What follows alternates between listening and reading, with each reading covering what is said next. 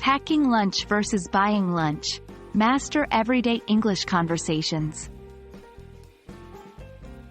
Hello, language learners.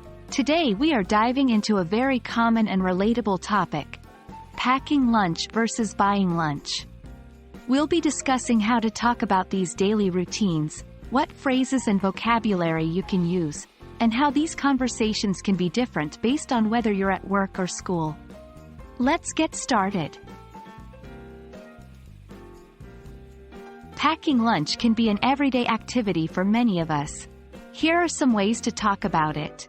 1. I usually pack my lunch at night. This sentence indicates a routine activity.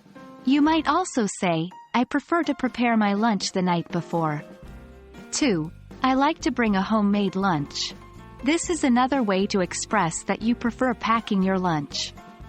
3. My lunchbox often includes a sandwich and some fruit. This sentence gives specific details about what you pack for lunch. Remember, when talking about routines, using phrases like usually, often, or prefer can be very helpful. Now let's talk about the experience of buying lunch. You might use these phrases if you often eat at the school cafeteria or go out for lunch during your workday. 1. I buy my lunch from the cafeteria.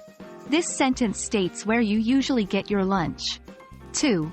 I enjoy trying different foods from nearby restaurants. This sentence expresses that you buy your lunch and also enjoy the variety it offers. 3. Sometimes, I grab a quick lunch from a food truck. Here, grab is a colloquial way of saying buy, often used in the context of meals. When you're discussing whether you prefer to pack or buy your lunch, here are some phrases you might use. 1. Packing lunch helps me save money. This shows a reason for your preference. 2. Buying lunch allows me to try different cuisines.